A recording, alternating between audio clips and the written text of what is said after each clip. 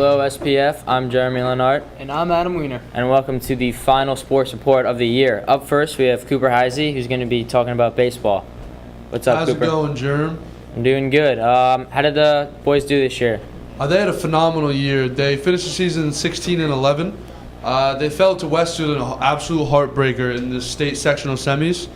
I believe if they had beaten Westfield, they could have moved on. They had a lead 3-2 in the fifth inning. I'm sorry, it was 2-1 in the fifth inning, and Westfield, their bats were firing, and they took the lead, beat us 6-4. But I mean, they had a really, really, really good year. Yeah, it's sad to see, especially against Westfield, one of our rivals. Is there any seniors that look to move forward with their careers after high school? Yeah, it's possible that Jake Friedman, the star pitcher this year, he had a phenomenal year. Will be walking on at Virginia Tech, so he's not sure about that yet, but it looks that he might do that, and I don't think anyone else is, but junior pitcher Danny Wilkerson is right now committed to Villanova, so he obviously is looking to play at the next level, which is really good for the team. That's great. We wish them luck Yep. next year, and that's all. Thank you. Yeah, no problem. And now on to Boys Lock with Coop again. And tell me, Coop, how did this team do in their states and counties? So Boys Lax had a really surprising year to a lot of people. Counties, they lost in the semifinals, and in the states, they fell short in the sectional semifinals, just like the baseball team. They lost to Mount Olive 15-9. They were actually tied at halftime, but the second half of Mount Olive surged over us. But all in all, 12-7 overall record. They had lost 4 seniors to graduation that are playing Division I currently.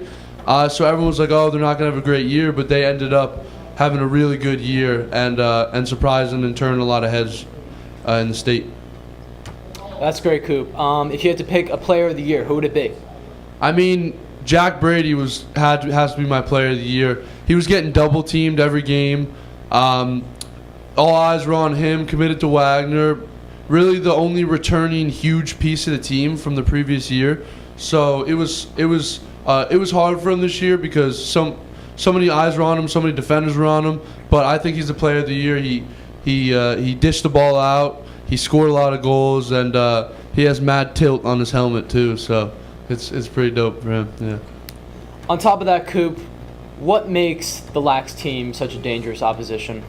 Well, they just stay fueled, you know what I mean? Like, after their away games, Nick's Pizza provides them with turkey sandwiches, and it really fuels them, gets them excited during the games. They're like, yeah, let's play for the turkey sandwiches. So, I think they just got a real big family camaraderie, and it's great for the team. That's great, Cooper. Thank you so much. No problem.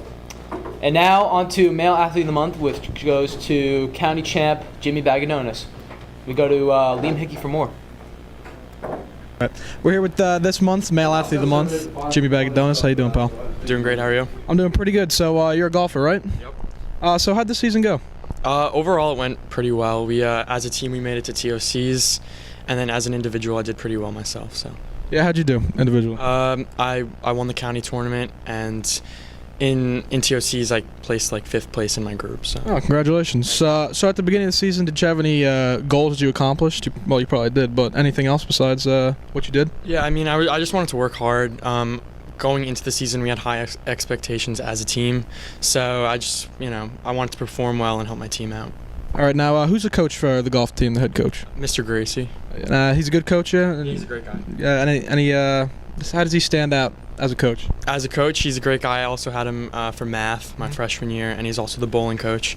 So, yeah, we're real close, and yeah. Very cool. You bowl too? Yes, I do. Oh, very nice. I like to bowl myself. Yeah. So, before we wrap it up, just like a question I like to ask, what do you like to do in your free time? Like on a Friday night, I like to play a lot of Fortnite with the boys, and it's if not, just hanging out, having a good time. Yeah. All right, well, thank you very much. Girls Lax. How you doing, Jeremy? I'm doing good. How did the girls do this year? You know, as opposed to last year when they ended with a record of 5-13, they've had one of the best seasons in a while. They ended with a record of 13-6. I think this year the team just really came together. I think their coaching staff really contributed to their success this year. Having Coach Weber come from her experience playing D1, I think that really contributed to their overall improvement this season. So yeah, no complaints. Who were some of these standout players that brought the team this good season? Specifically, the captains, which include a few of the captains, which include Sabrina DeLolo with 45 goals and 13 assists. You also got Amber Bretz following her with 36 goals. So those two seniors definitely contributed to the overall success the team had this year.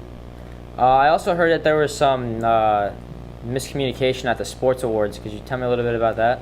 Yeah, so I talked to a few of the girls lacrosse players, and when they were about to receive their acknowledgement at the sports awards, when their slideshow was about to come up, they realized that it wasn't our Scotts Plains Fanwood Raiders that were being appeared or acknowledged on the screen.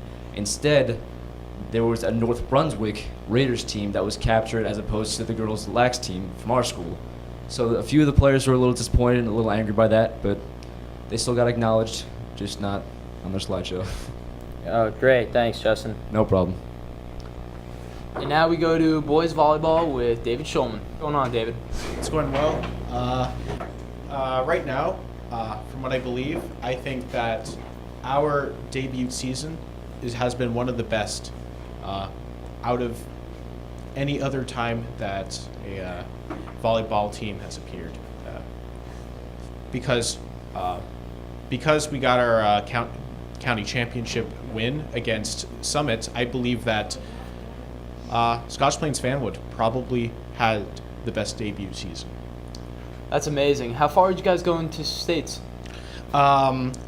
We won again in the first round, but unfortunately we lost in the quarterfinals. Oh no, the quarterfinals against Harrison. Which, I mean, it was a little bit disappointing, but none of the players were really that unhappy about that because they got so far within their debut season.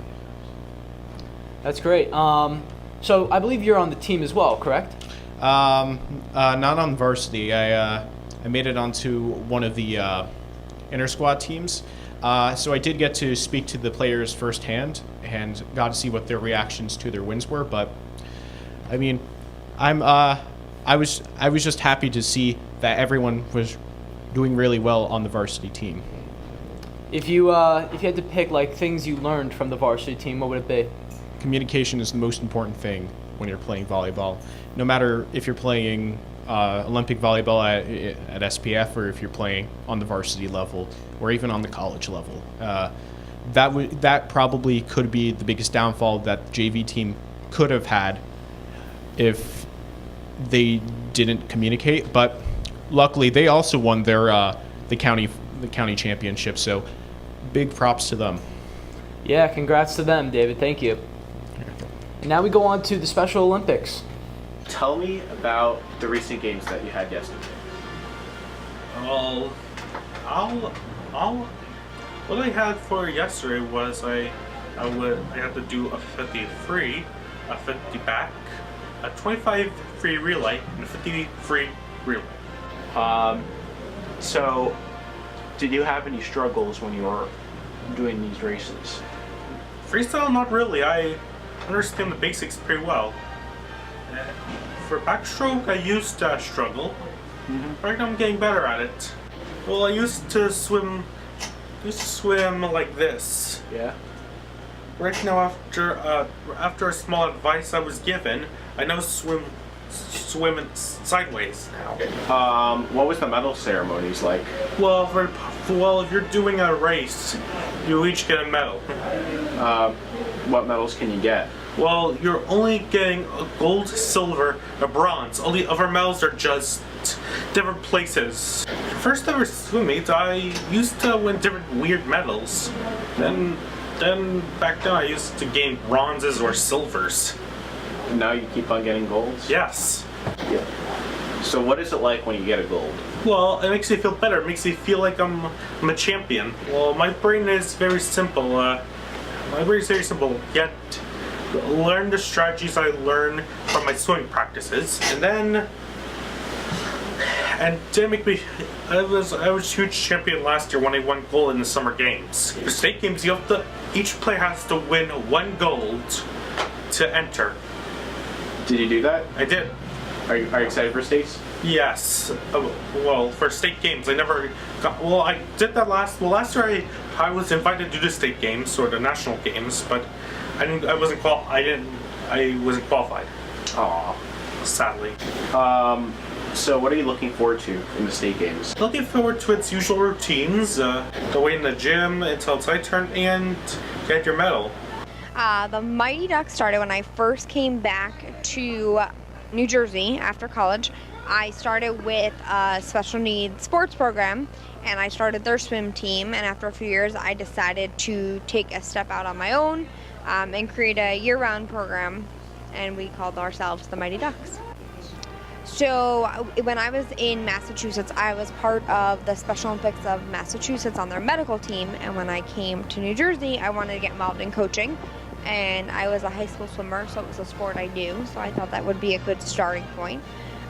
So that's, how we got involved in swimming. And then with regards to Special Olympics, I had a good family friend of ours that was part of the program, or part of another program, and through them I was able to leverage our own program. So when I started the sports program, I had 11 swimmers in just that sport, and now we're year-round and we offer soccer, basketball, bowling, golf, triathlon, snowshoeing, skiing, and we're hoping to launch track and field next year and possibly some other winter sports. And so the program's grown to about 100 athletes I have if you comprise all the sports together. So we're on the growing side, expanding.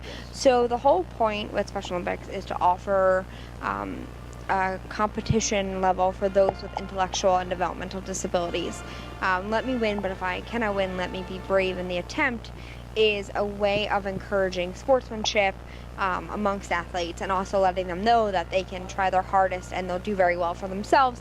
They may not walk away with a gold medal, but they were strong and courageous in their attempt to succeed. So Anything to say about that? The only thing I'd probably have to say is that I'm really excited for the state games, which are coming up actually on Friday, starting on Friday. The opening ceremonies are at the College of New Jersey, and I'm going to be there supporting my brother and all the other athletes who are competing. That's great. Hope a great crowd comes. All right. Thank you. Now on to the world of professional sports. All eyes seem to be focused on the NBA Finals. Cavs Warriors round 4. Yep. Seems like it never ends, man. Yeah, it's the show that nobody wanted, but we all got it. So, And I bet you it would have been the Cavs versus the Rockets if the Rockets just had Chris Paul. The Rockets were almost able to beat the super team that the Warriors are, but injuries happen, man. It's tough. yeah, that's true. But And obviously, I think this the Cavs. I mean, what's the score? The series score is 2-0, right? Correct. I also think that the Cavaliers could be doing better if they still had Kyrie Irving. Yeah. LeBron can't carry the whole team. Yeah, it's very true. But LeBron has been definitely trying. I mean, his first game, he dropped 50 points. It's like there's nothing more he can do. That's exactly, that's what I'm saying. Like, you can't win it with one man. Yeah, but he is definitely the GOAT, in my opinion. So I really hope he ties up the series, because I'd like to see him hold up another trophy. Yeah, that'd be exciting to see.